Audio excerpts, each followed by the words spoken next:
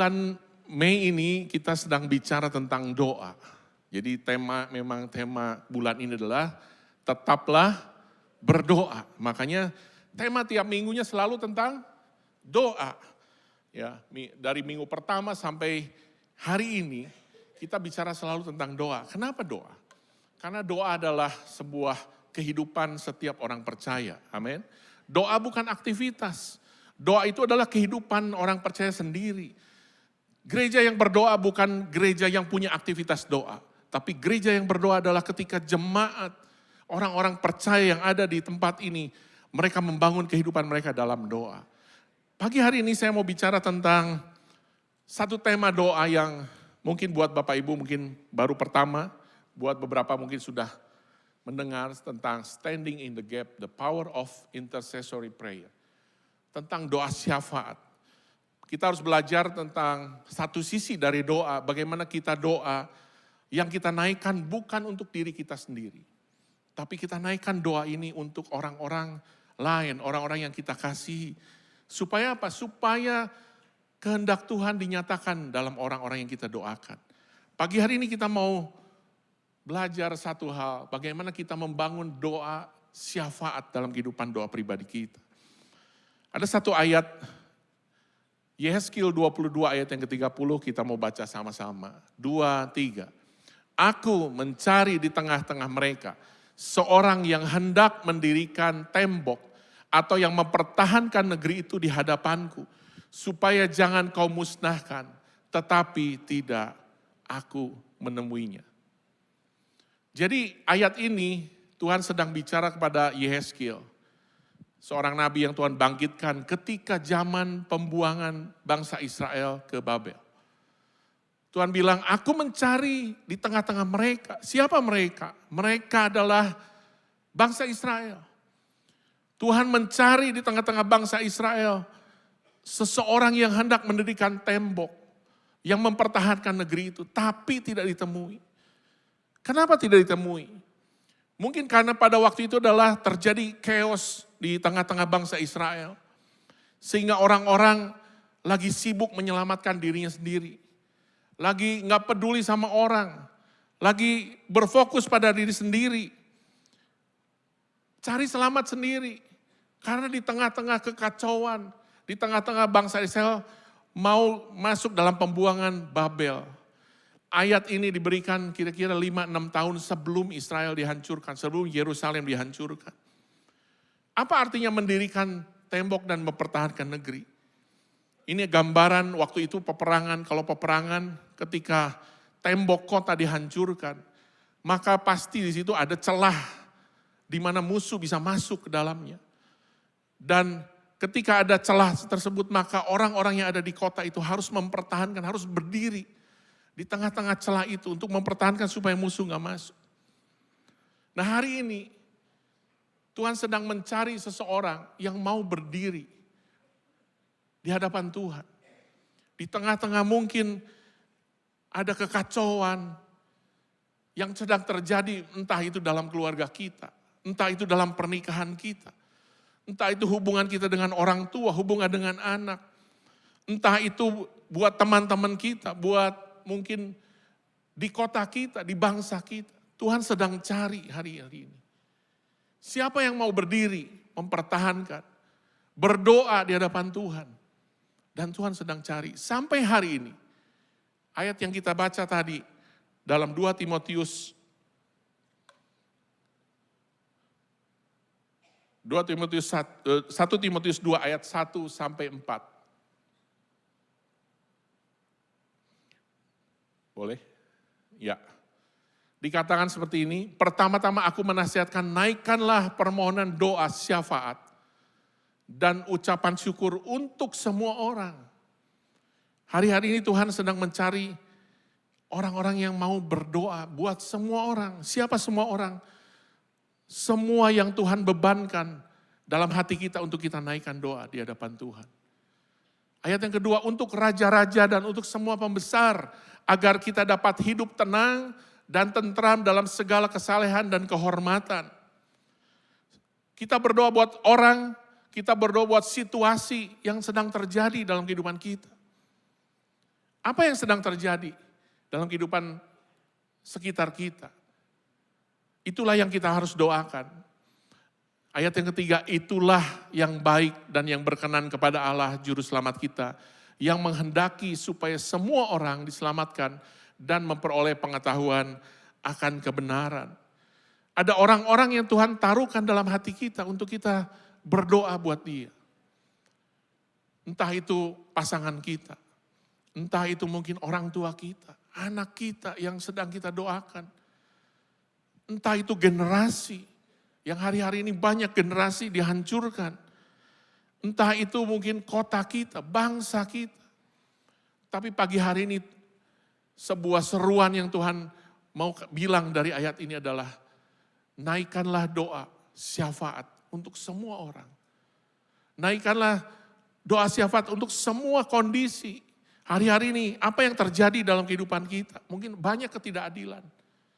Banyak masalah yang terjadi, banyak korupsi, banyak keserakahan, banyak permasalahan dalam pernikahan, banyak perselingkuhan, banyak dosa moral.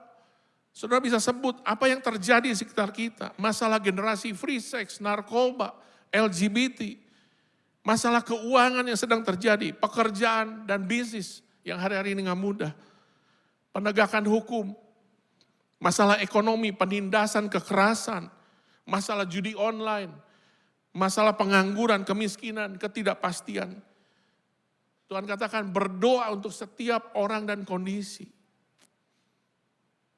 Intercessory prayer might be defined as loving our neighbor on our knees. Berdoa syafaat itu bisa kita artikan bahwa kita mengasihi sesama kita lewat lutut kita untuk kita berdoa di hadapan Tuhan. Dan inilah bentuk kepedulian. Kalau kita beberapa bulan kemarin kita belajar tentang kepedulian melalui tindakan nyata. Hari ini kita mau belajar kepedulian juga diwujudkan ketika kita mau berdoa. Bentuk mengasihi kita, sesama kita berdoa buat mereka. Saudara mungkin pagi hari ini dibagikan prayer card. Prayer card ini adalah sebuah bentuk bahwa kita peduli dan kita mengasihi Bapak Ibu semua. Dari tim pastoral CLCC, ibadah 1 Pak Pri, Pak Wahyu. Kita berharap bahwa kita bisa berbagi beban, berbagi pergumulan yang sedang dihadapi oleh kita semua. Buat Bapak Ibu yang mau belajar untuk berbagi apa yang sedang dihadapi. Biarkan Bapak Ibu bisa isi ini. Kita mau berdoa, tim doa selalu mendoakan prayer card ini. Baik dalam seminggu ini ataupun dalam morning prayer, selalu didoakan. Nah, karena itulah bentuk kita mengasihi, bentuk kita peduli. Apa itu doa syafaat? Doa syafaat adalah doa yang dinaikkan kepada Tuhan karena adanya beban ilahi. Katakan sama-sama, beban ilahi. Yang Tuhan taruhkan di hati kita. Untuk kepentingan orang lain, agar orang lain mengalami yang namanya terobosan rohani dalam hidupnya. Hanya orang-orang yang sudah selesai dengan hidupnya, sudah tidak menangis untuk dirinya sendiri. Hanya orang-orang yang tidak lagi hidup untuk dirinya sendiri yang bisa menerima beban ilahi yang Tuhan berikan untuk kita bisa berdoa buat orang. Mungkin kita berpikir selama ini kita berdoa untuk diri saja susah. Karena mungkin, Tuhan bagaimana kita bisa berdoa orang lain. Diri sendiri aja banyak masalah. Tapi doa syafaat adalah kita belajar untuk menerima beban yang dari Tuhan. Saya percaya setiap kita punya orang-orang di sekitar kita yang sebenarnya Tuhan udah ingatkan untuk kita bisa berdoa buat dia. Tapi mungkin karena selama ini mungkin kita sibuk dengan masalah kita sendiri. Kita sibuk dengan urusan kita sendiri. Hari ini belajar untuk mau peduli sama orang, menanggung beban orang. Supaya apa? Supaya orang-orang mengalami terobosan rohani. Terobosan rohani enggak selalu bicara soal ketika masalah ekonomi Tuhan bereskan. Ketika sakit Tuhan sembuhkan. Ada banyak mujizat, ya itu terobosan salah satunya. Tapi terobosan rohani selalu bicara soal bagaimana seseorang mengalami perjumpaan pribadi dengan Tuhan. Dan Tuhan membawa kehidupan orang itu berubah. Cara berpikir berubah, cara hidup berubah, arahnya hidupnya berubah. Dan ini yang kita inginkan, kita rindukan buat orang-orang yang mungkin selama ini kita berdoa buat dia. Sehingga terjadi transformasi dalam kehidupannya. Dan inilah yang harus kita doakan. Tuhan lebih tertarik untuk memenangkan hati seseorang daripada hanya sekedar menyelesaikan problem-problem yang ada dalam kehidupan orang itu. Ini David Wilkerson bicara, quotes ini bicara dari David Wilkerson, seorang hamba Tuhan. Buat Tuhan mengubah masalah dalam kehidupan kita, menyelesaikan masalah itu sama seperti membalikan tangan. Tapi saya mau katakan Tuhan lebih tertarik ketika hati seseorang berbalik pada Tuhan. Itu Tuhan lebih tertarik. Makanya apa yang jadi isi doa kita bukan hanya sekedar Tuhan bereskan semua masalah hubungan, bereskan masalah keuangan. Tapi berdoa supaya seseorang yang kita doakan mengalami terobosan. Mengalami perubahan arah hidup. Pertobatan itu bukan hanya berhenti melakukan dosa. Pertobatan itu terjadi perubahan arah hidup. Bukan hanya tadinya bergerak ke arah sini, kemudian bertobat dia berhenti. Tapi pertobatan membawa orang itu berbalik kepada arah yang berbeda. Dan itu yang harus kita doakan buat orang-orang yang kita kasihi. Dalam Alkitab ditulis ada beberapa contoh orang mengalami terobosan rohani dalam kehidupannya. Yang pertama adalah Yakub. Dia mengalami perjumpaan dengan Tuhan di Peniel. Kita tahu Yakub, dari namanya aja, Yakub itu siapa? Artinya penipu. Kalau dia orang Chinese mungkin saya Chong Tipo gitu ya. Saya Chong ya, jadi jangan tersinggung. Tapi Tuhan ubahkan, arah hidupnya Tuhan ubahkan. Sebenarnya kenapa Yakub mengalami perjumpaan? Karena ada ibunya yang berdoa. Ribka, dia berdoa buat Yakub ketika masih dalam kandungan. Dan Tuhan tunjukkan bahwa Yakub akan Tuhan pilih. Jadi bangsa yang besar melebihi kakaknya. Tapi Ribka melakukan dengan caranya sendiri, dengan cara yang salah. Dia merekayasa semua. Sampai akhirnya Tuhan harus berurusan dengan Yakub. Yakub ketemu, mengalami perjumpaan dengan Tuhan. Dan lewat peristiwa di Peniel, Yakub diganti namanya menjadi Israel. Disitulah titik terobosan rohani yang terjadi dalam kehidupan Yakub. Paulus juga sama. Paulus adalah seorang yang ahli Taurat. Dia adalah pemuka agama waktu itu yang sangat membenci kekristenan. Sampai dia minta pada organisasi keagamaan waktu itu untuk meminta surat untuk dia bisa menangkap orang-orang Kristen. Bahkan membunuh mereka. Dan di tengah-tengah perjalanan dia mau ke kota Damsyik. Di mana dia mau menangkap orang-orang percaya di sana. Tuhan menjumpai Paulus. Ngalami encounter dengan Tuhan. Kenapa Paulus ngalami encounter? Saya percaya. Jemaat Tuhan, murid-murid Tuhan di Yerusalem berdoa pasti buat Paulus. Karena Paulus orangnya terkenal. Terkenal karena dia menganiaya orang-orang percaya. Dan saya percaya jemaat waktu itu adalah jemaat yang berdoa. Dia doain, akhirnya Paulus mengalami penjumpaan. Ada banyak orang yang ketika kita berdoa mengalami terobosan rohani. Pagi hari ini kita mau dengarkan salah satu kesaksian dari Pastor Jimmy dan Lia yang akan share tentang kehidupan mereka. Kenapa mereka bisa sampai ada sampai saat ini? Saya undang, kasih tepuk tangan buat Pastor Jimmy dan Lia. Kita nggak asing lagi dengan mereka berdua ya. Ini udah sering kita tahu kehidupan mereka. Tapi kita pengen tahu, apa sih yang membuat hari ini mereka berdua ada? Boleh silakan cerita. Halo semua, nama saya Lia, saya istri dari Pastor Jimmy. Saya mengenal dia itu dari tahun 2004. Kami waktu itu lagi sekolah di Australia, cuman karena kami lokasinya berbeda, saya di Melbourne, dia di Sydney, jadi hubungan kami adalah hubungan jarak jauh gitu. Yeah. Pada tahun itu kita tuh benar-benar sebenarnya dari awal tuh kita tidak sungguh-sungguh mengenal Tuhan. Jadi kita emang belum lahir baru. Tapi ada titik di tahun itu di mana Tuhan jamah saya terlebih dahulu. Saya ingat banget saya ikut persekutuan di kampus dan waktu itu mereka mengadakan retret. Saya pikir karena ini semua komunitas Indonesia, saya ikut aja gitu. Dan saya nggak pernah nyangka waktu ikut retret di sana Tuhan jamah saya. Saya mengalami pertobatan, saya nangis, saya minta dibaptis. Itu titik mula-mula saya merasakan kasih mula-mula dari Tuhan. Dari situ saya punya kerinduan bahwa orang-orang yang di sekitar saya, teman-teman, keluarga, nanti suami, pasangan hidup. Belum suami waktu itu ya. belum. Juga mengalami apa yang saya rasakan gitu. Saya merasakan haus dan lapar akan Tuhan itu luar biasa. Saya sampai tiap hari itu pengennya doa, pengennya nyembah Tuhan. Dan setelah itu rasanya tuh saya penuh ucapan syukur, pokoknya luar biasa gitu. Nah dari situ saya berdoa, Tuhan saya mau Tuhan jamah Jimmy.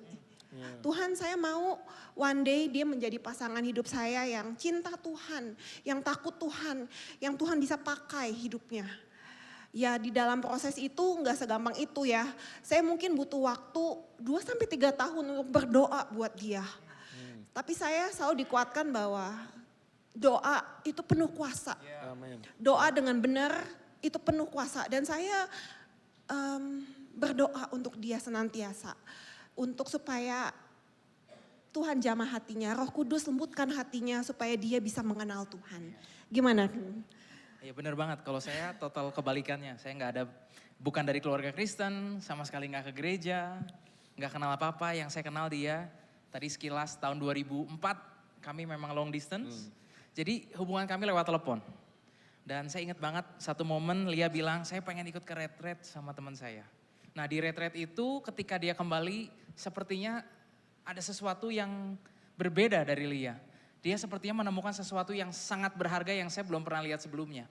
Setiap malam dia bawa terus gimana dia fall in love sama Tuhan. Saya nggak tahu dapatnya apinya dari mana. Tapi dia terus bawakan itu. Ya. Dan malam-malam dia bilang, mau nggak dengerin lagu pujian penyembahan.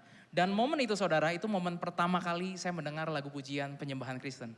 Pertama kali seumur hidup saya. Saya nggak tahu liriknya apa, tapi saya cuma pengen nyenangin pasangan saya. Simple. Itu siapa? Pastor Andi Ambarita bukan lagunya? Bukan ya? Belum, bukan. belum. Oh belum. Iya, terus Lia ngajak saya berdoa. Di sini saya mati kutu karena saya nggak ngerti gimana cara berdoa.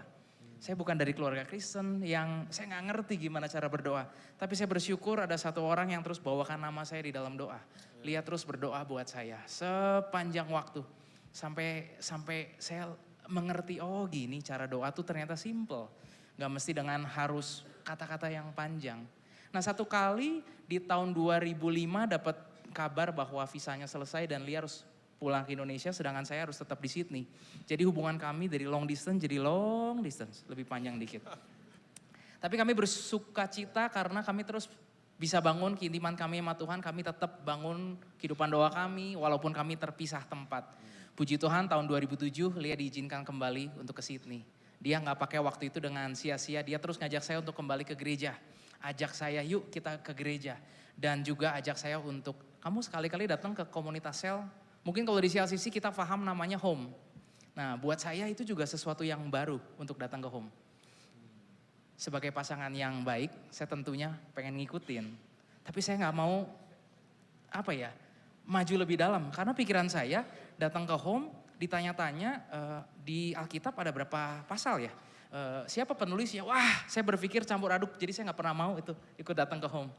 Ya, jadi saya cuma jemput, saya antar dan saya tunggu di pinggir jalan. Dan saya lakukan itu berulang-ulang, lama sekali saya lakukan itu. Dan Lia terus berdoa buat saya kok. Terus menerus. Sampai satu waktu di tahun 2007 hati saya pun luluh karena doa Lia, Tuhan menjamah saya secara pribadi dan saya mulai mau datang ke gereja dengan tujuan yang benar dan saya mau tertanam di komunitas sel dan saya ingat saya bilang Lia, saya pengen percaya sama Tuhan sebagai Tuhan juru selamat saya pribadi dan saya pengen dibaptis. Itu saya percaya dari doa.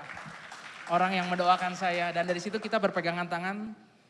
Kalau Tuhan izinkan kita terus pengen melayani Tuhan. Gak lama setelah itu kami menikah dan kami bersepakat untuk terus melayani Tuhan dan kami ingin tertanam di satu gereja lokal dan melayani Tuhan dan stay di Sydney. Terus gimana Lia? Ya itu sukacita yang luar biasa ya, Tuhan mendengar doa saya, terobosan terjadi dari doa yang saya panjatkan terus menerus gitu. Karena buat saya merasa bahwa dia orangnya baik, dia cinta sama keluarganya, tapi sayang dia belum mengenal Tuhan. Jadi saya merasa bahwa saya pengen ada terobosan itu terjadi di dalam hidupnya.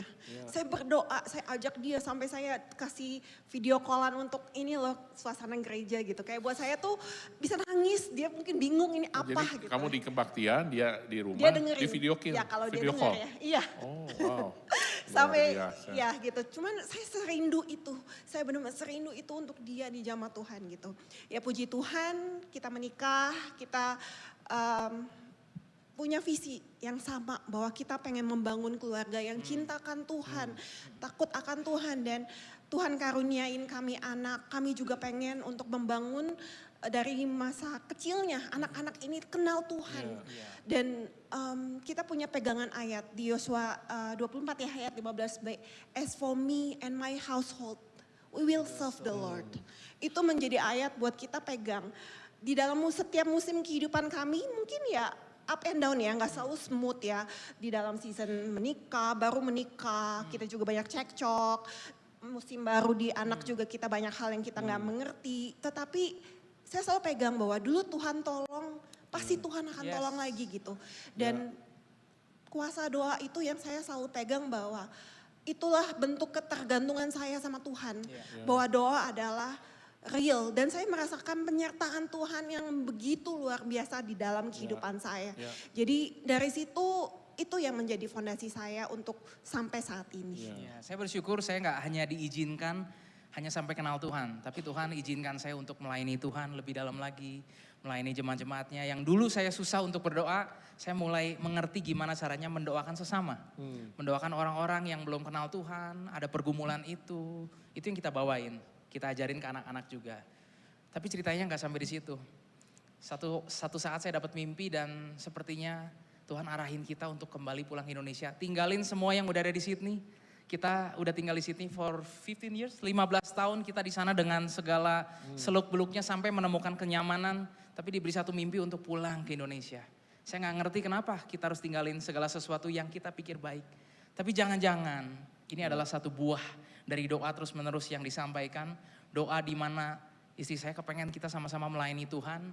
Dan akhirnya kita mau taat. Dan ketika kita melangkah walaupun gak jelas. Tapi saya jelas tahu bahwa your will be done. Jadi mau dimanapun kita berada. Tuhan akan provide dan Tuhan sertai kita. Jadi hari ini kami di musim yang baru ada di CLCC. Melayani bersama di sini dengan penuh sukacita. Kami cuma pengen encourage teman-teman. Mungkin hari-hari ini ada orang-orang yang teman-teman sekalian sedang doakan buat pertobatan, buat pasangan hidup, buat orang tua, buat siapapun yang ada. Dan kita belum melihat hasilnya hari ini. Percaya sama Tuhan. Jangan cuma melihat waktunya. Waktu yang kita mungkin dulu bisa panjang tapi teman-teman mungkin bisa singkat. Intinya percayalah. Jadi hari ini bukan cerita tentang saya, bukan cerita tentang Lia, tapi cerita tentang Tuhan. Di mana Tuhan yang membuka jalan, Tuhan yang memimpin, dan Tuhan mewujudkan kehendak-kehendaknya melalui doa. Itu kesaksian. Thank you. Terima kasih Jim. Ya, thank you. Luar biasa sebuah jawaban doa. Bukan hanya sekedar hidup nyaman, hidup enak, tapi ada kehendak Tuhan dinyatakan di situ. Nah, kita mau lanjutkan ada 3 hal yang perlu kita doakan buat orang lain. Apa sih ketika kita mau berdoa buat seseorang? Kita mau lihat sebagaimana Yesus juga berdoa syafaat buat murid-muridnya. Kita akan baca dalam Yohanes 17, mungkin agak sedikit panjang. Yohanes 17 ayat 9, 14 sampai 23. Kita baca bergantian, saya ayat yang ke-9, nanti Bapak Ibu yang 14. Aku berdoa untuk mereka, bukan untuk dunia ini aku berdoa, tetapi untuk mereka yang telah Engkau berikan kepadaku, sebab mereka adalah milikmu. 2, 3. Aku telah.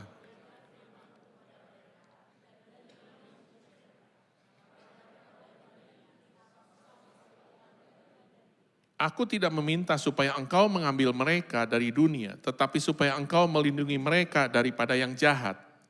16.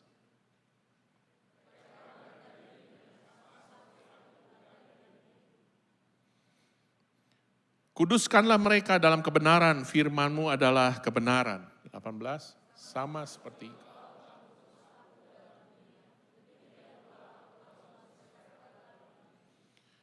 dan aku menguduskan diriku bagi mereka supaya mereka pun dikuduskan dalam kebenaran. 20.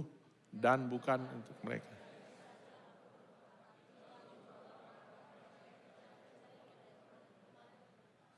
Supaya mereka semua menjadi satu sama seperti engkau ya Bapa di dalam aku dan aku di dalam engkau, agar mereka juga di dalam kita, supaya dunia percaya bahwa engkau yang telah mengutus aku. 22. Dan aku...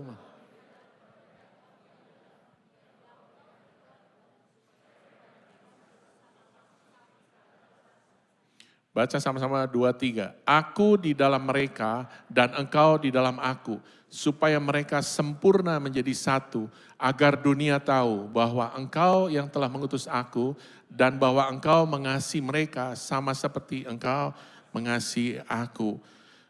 Yohanes 17 adalah sebuah doa Yesus yang Yesus naikkan kepada Bapa untuk murid-muridnya. Ini adalah doa syafaat sebelum Yesus masuk ke Taman Getsemani, masuk ke penangkapan dan proses salib.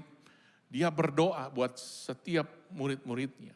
Dan ada 3 hal yang Yesus doakan supaya murid-muridnya mengalami apa yang Yesus doakan kepada Bapa. Yang pertama adalah ini, doa syafaat untuk mengalami perjumpaan dengan kasih Tuhan.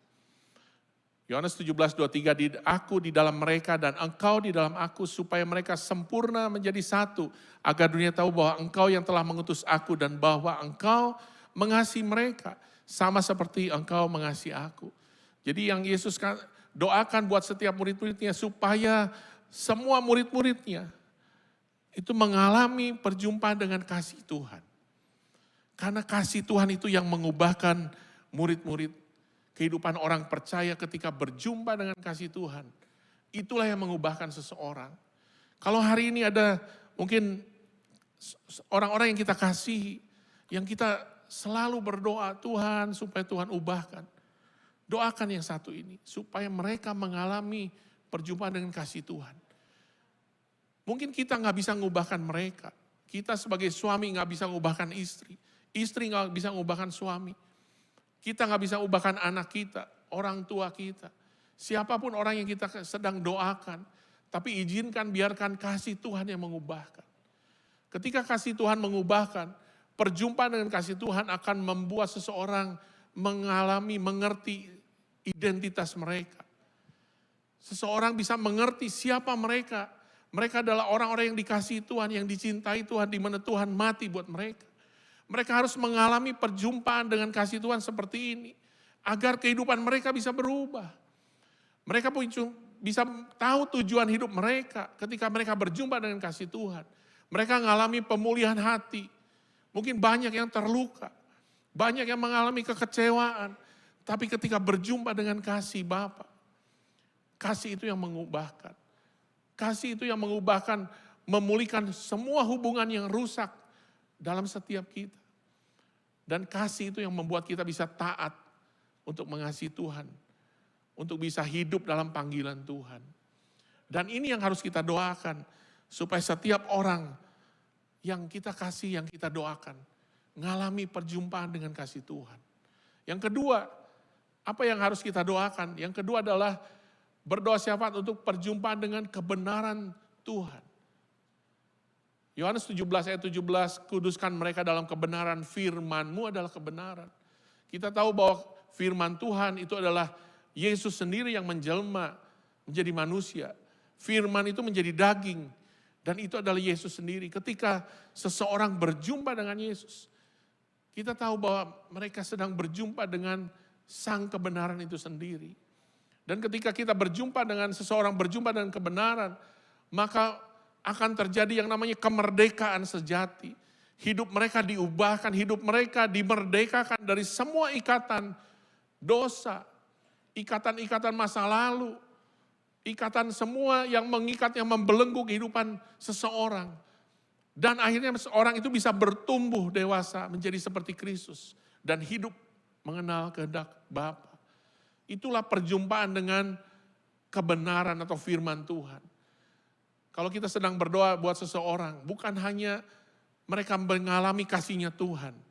Itu baik, itu mengalami pemulihan itu baik. Tapi doakan terus supaya seseorang itu bisa berjumpa dengan kebenaran.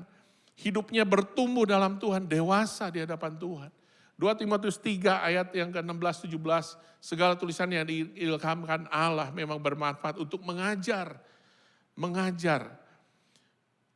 mengubah mindset, mengubah pola hidup kita, untuk menyatakan kesalahan. Ada sebuah standar kehidupan yang baru yang Tuhan berikan. Untuk memperbaiki kelakuan, ada realignment, ada redirection dalam kehidupan seseorang ketika berjumpa dengan kebenaran. Dan untuk mendidik mereka dalam kebenaran, dimuridkan, di-training, ada disiplin di situ. Dan demikian, tiap-tiap manusia kepunyaan Allah diperlengkapi untuk setiap perbuatan baik yang Tuhan tentukan dalam kehidupannya. Yang ketiga adalah berdoa syafaat untuk perjumpaan dengan kuasanya Tuhan. Yohanes 17 ayat 18, sama seperti engkau telah mengutus aku ke dalam dunia, demikian pula aku telah mengutus mereka ke dalam dunia. Apa hubungannya ayat ini dengan kuasa Tuhan? Tuhan bilang bahwa sebelum Tuhan utus, murid-murid harus berjumpa dengan dipenuhi oleh Roh Kudus, mengalami kepenuhan Roh Kudus, mengalami ada kuasa Tuhan yang dinyatakan, ada manifestasi kuasa Allah yang datang dari Roh Kudus yang tinggal di dalam kehidupan kita. Jadi ketika seseorang berjumpa dengan Roh Kudus, berjumpa dengan kuasa Tuhan, maka kehidupan seorang akan menjadi saksi Tuhan.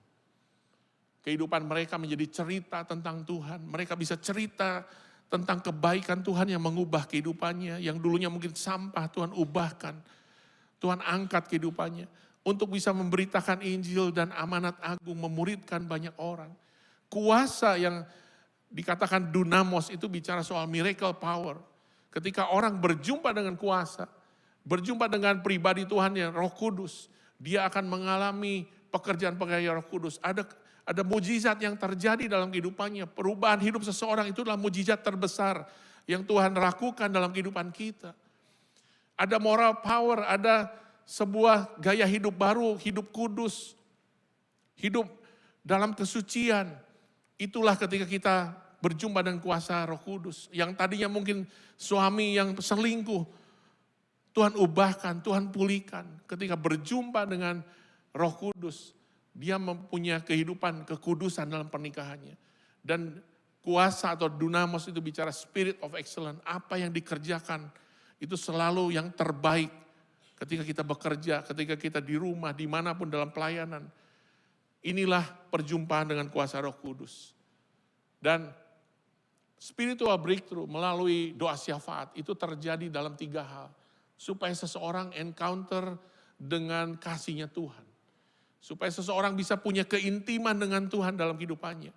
Encounter dengan kebenaran firman Tuhan. Supaya dia bisa dewasa menjadi serupa seperti Kristus. Dan encounter dengan kuasa Tuhan.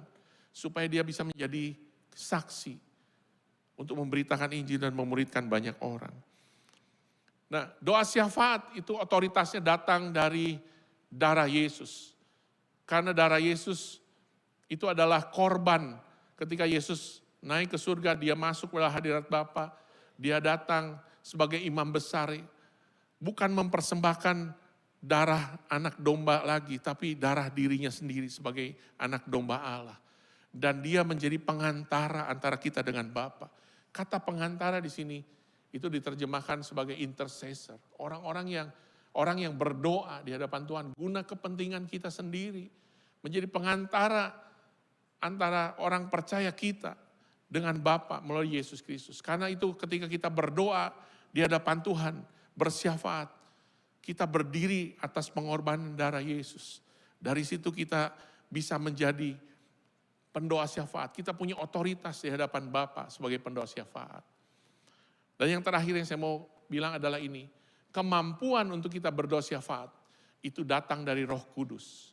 Karena Roh Kudus yang menggerakkan, yang menolong kita untuk membawa orang lain di hadapan Tuhan melalui doa. Tadi apa yang disaksikan oleh Lia, kenapa dia punya hati untuk bisa berdoa buat Jimmy yang waktu itu masih belum suaminya, masih pasangan hidupnya. Karena Roh Kudus yang menggerakkan. Roh Kudus yang menolong Lia untuk berdoa di hadapan Tuhan. Untuk Jimmy, untuk dia mengalami terobosan rohani dalam kehidupannya. Dia mengalami spiritual breakthrough dalam kehidupannya. Ayat ini Roma 8, 26, 27. Demikian juga roh membantu kita dalam kelemahan kita. Sebab kita tidak tahu bagaimana sebenarnya kita harus berdoa.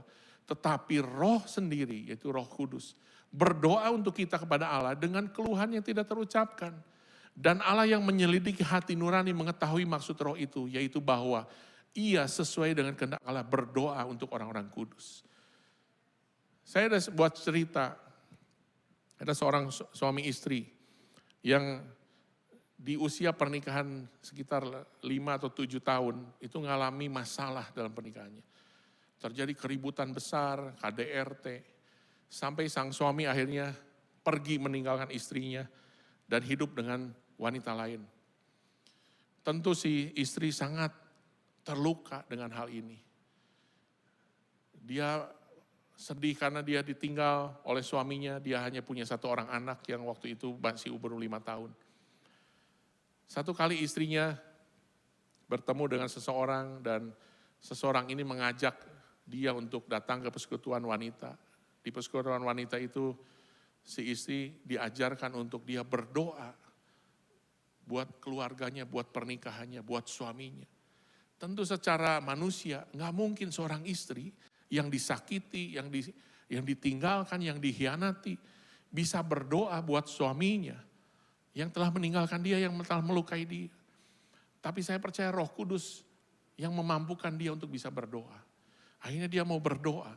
Dia berdoa supaya suaminya dijamah Tuhan, suaminya bisa pulang lagi, supaya suaminya mengalami terobosan secara rohani dalam hidupnya. Secara manusia nggak mungkin, dia sudah pergi meninggalkan. Tapi kuasa doa itu luar biasa. Tuhan bekerja lewat doa-doa yang kita naikkan di hadapan Tuhan.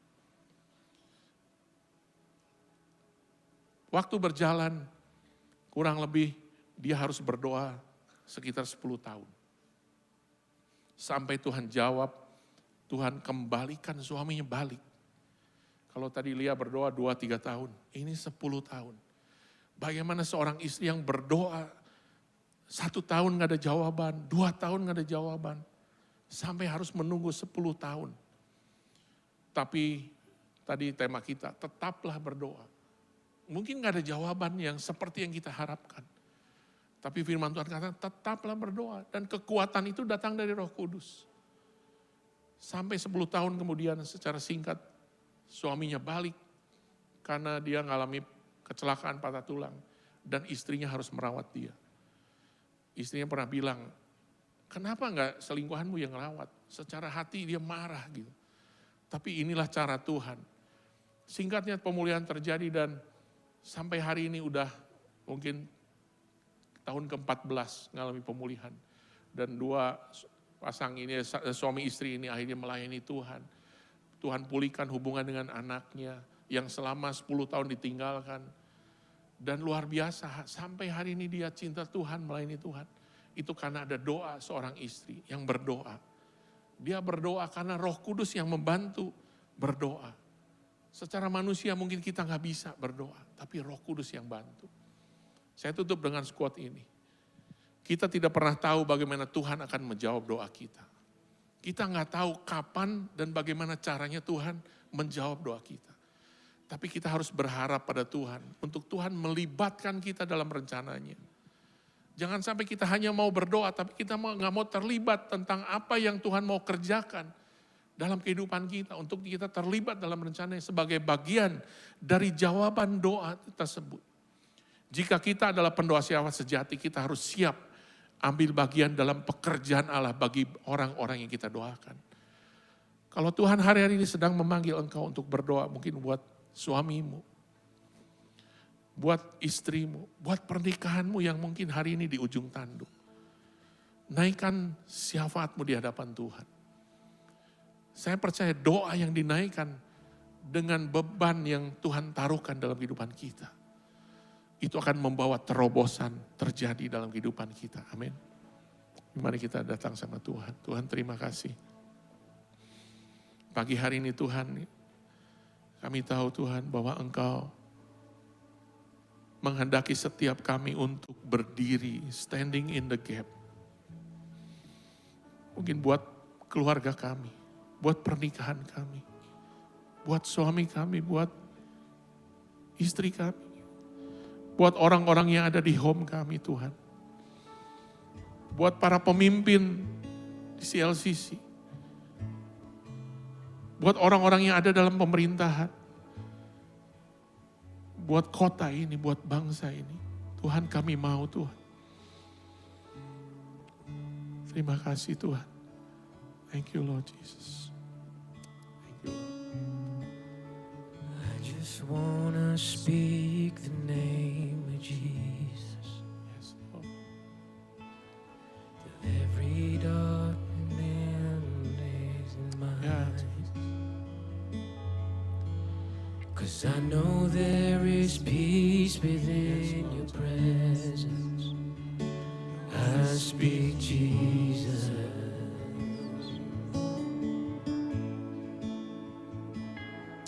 Naikkan doa ini di I hadapan just Tuhan. wanna speak the name of Jesus. Ucapkan, biarlah Every dark Nama addiction Yesus starts to break. menjadi nama yang memerintah dalam kehidupan kita. Declaring there is hope and Yes, Lord there is Jesus. freedom. I speak Jesus.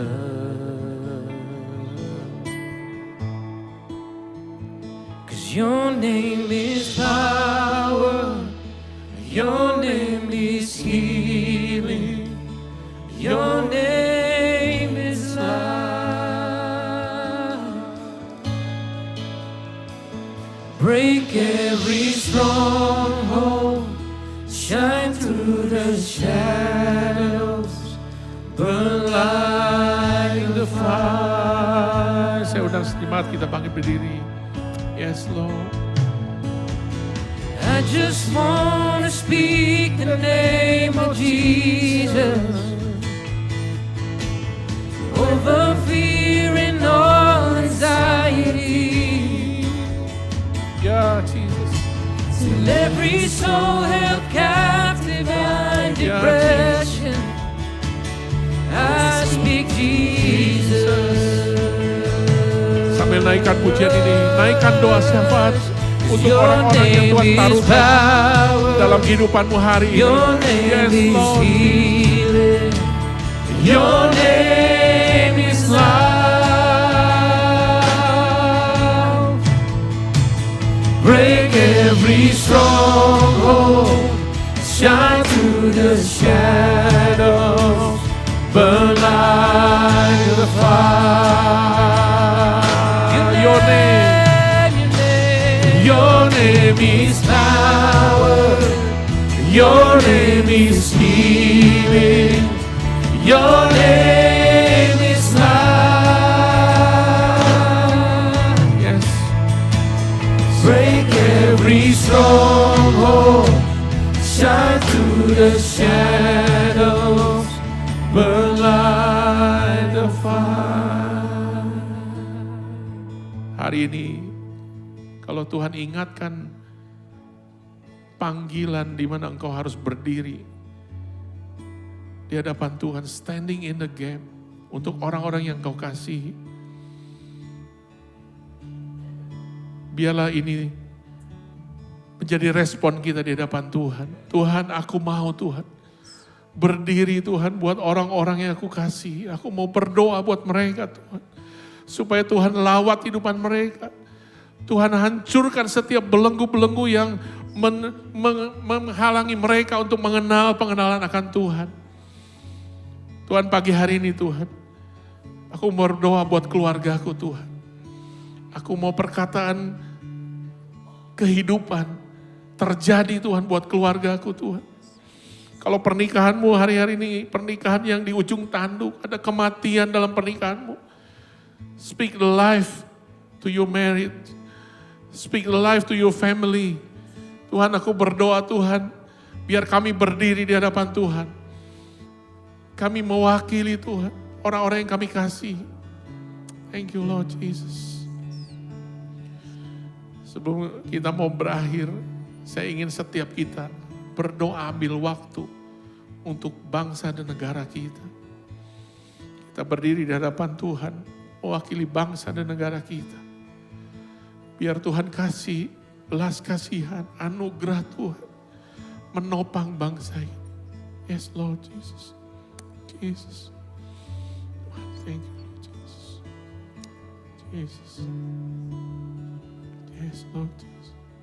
Yeah, Jesus. Yeah, Jesus. Yeah, Jesus. Shout Jesus from the mountain, Jesus in the street, Jesus in the darkness over every enemy. Jesus for my family, I speak the holy name, Jesus.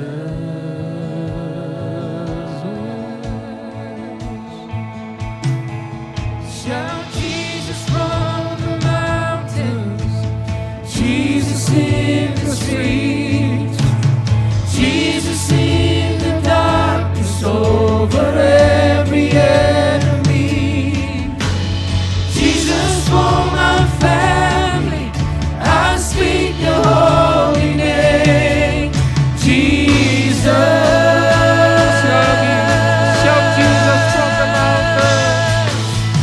Shout Jesus from the mountains, Jesus in the streets, Jesus in the darkness over every enemy.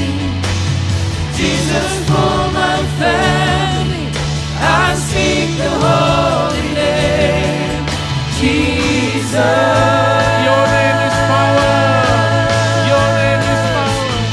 Your name is power, your name is healing, your name is life.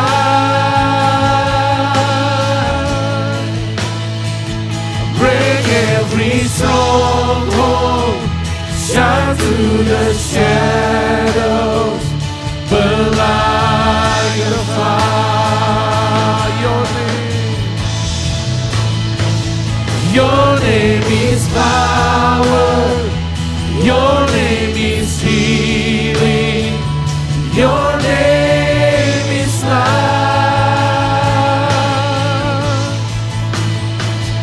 Break every stronghold, shine through the shadows, burn like the fire. Yes Lord. Pagi hari ini Tuhan, kami tahu Tuhan kebenaran firman Tuhan. Kalau kami harus berdoa untuk orang lain, untuk kepentingan orang lain. Supaya mereka berjumpa dengan Tuhan, mereka mengalami pemulihan dengan Tuhan. Tuhan bangkitkan spirit doa syafaat di tengah-tengah umat-Mu Tuhan, di tengah ini Tuhan. Supaya kami tahu Tuhan, bahwa Engkau terus bekerja dalam kehidupan kami. Engkau terus menyertai kami. Dan biarlah kehendak-Mu yang terjadi di bumi seperti di surga. Terima kasih Tuhan, materaikan kebenaran firman Tuhan ini. Sebentar kami akan memberikan persembahan yang terbaik. Biar Tuhan persembahan ini menjadi tanda cinta kami pada Tuhan. Dan biarlah Tuhan persembahan ini dipakai untuk perluasan kerajaan Allah di CLC sini Tuhan. Terima kasih, kami siap memberi dan kami menerima firman Tuhan dalam nama Yesus. Semua yang percaya katakan, amin, amin.